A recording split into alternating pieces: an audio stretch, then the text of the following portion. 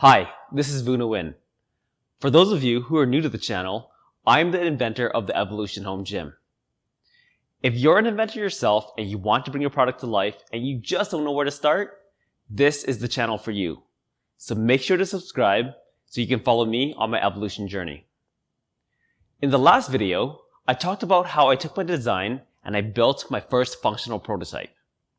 In this video, I'm going to tell you about how I got a little bit too excited and I made my first costly error. Of course, after I built my first prototype and I proved that my concept worked, I was absolutely pumped. I mean, who wouldn't be?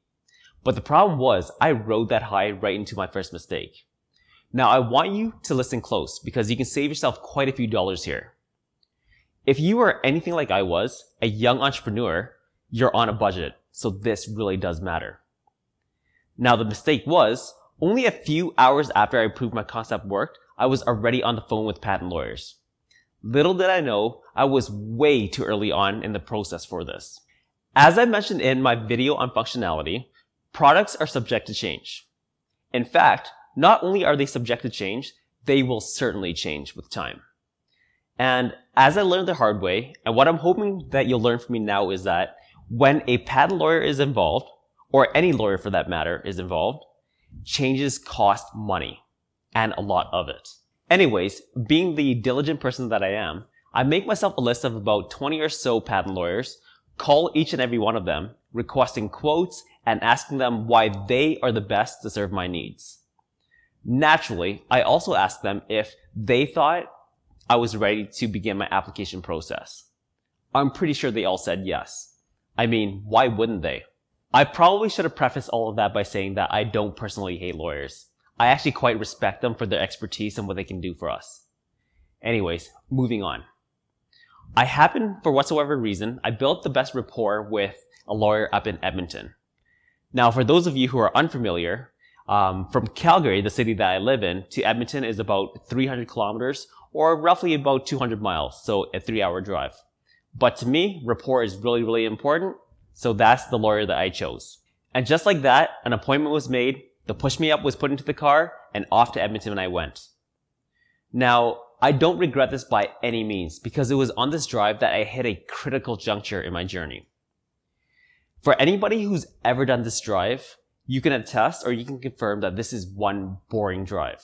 And when I'm bored, I daydream. Now, that's probably not the best thing to do when you're driving, but hey, it helps the time pass. In my daydream, I saw the push-me-up.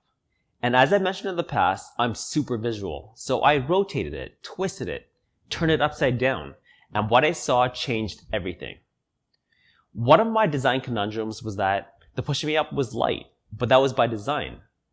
But in my mind, I knew that if I could somehow manipulate it so that it were just a little bit heavier, it could be so much more than just a mechanism that facilitated push-ups. It could be a complete, portable, and compact home gym. I didn't have the answer in the past. To be fair, I didn't really give myself enough time. But somehow, some way, in this daydream, I saw my solution. Unfortunately, I couldn't turn around now. The appointment was already made. So I pulled over to the shoulder, called in, told them I was going to be a little bit late, and I started putting my revelation down on paper. This was officially the moment when the push-me-up became the evolution, or at the very least, the first stages of the evolution. With my new concepts and drawings in hand, I made the rest of the trip up to Edmonton, and this is really where I faced my first real rude awakening.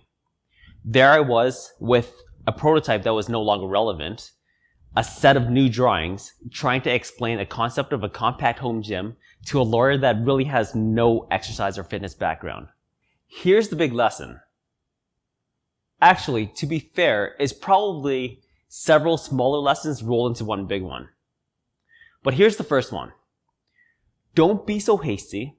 Don't be so quick to jump from prototype to patent. This is especially true if you're working on a budget like I was. Yes, it is important to be first to market, and it is important to own the design rights. But all of this is really irrelevant if you end up making substantial changes along the way anyways. Test your concept very, very thoroughly. And I'm not just talking about on the solo, not just by yourself, but make sure to consult others along the way as well. The second lesson in all of this is, And this really is just marketing and sales 101, but you should be able to explain your product or service in a way that even a child could understand it. Because really, nobody is going to buy what they don't understand. Now granted, this was a slightly unique scenario because I took the appointment ready to explain the push me up. But what I ended up trying to explain was a brand new concept using a crude set of drawings. The third lesson pertains to the cliche, time is money. And in this case, it wasn't just mine, but it was also hers. Of course, because I now didn't have a set product, I left without starting the patent process. But I did end up spending a couple of hours in a lawyer's office, and if you're at all familiar with legal fees, that wasn't cheap. But it was a good, valuable lesson. Anyways, that was the first, but definitely not the last mistake that I made in this journey. It wasn't even the last patent-related mistake that I made. In fact, the cost of this mistake paled in comparison to my next ones. But we'll talk more about that when the time comes. I also want to mention that there's a list of things that you can do in advance of your first trip to a patent lawyer that can save you some money. But I'll address that later on in the process. Before I end this video, I just wanted to clarify that I'm not at all saying that patents aren't important.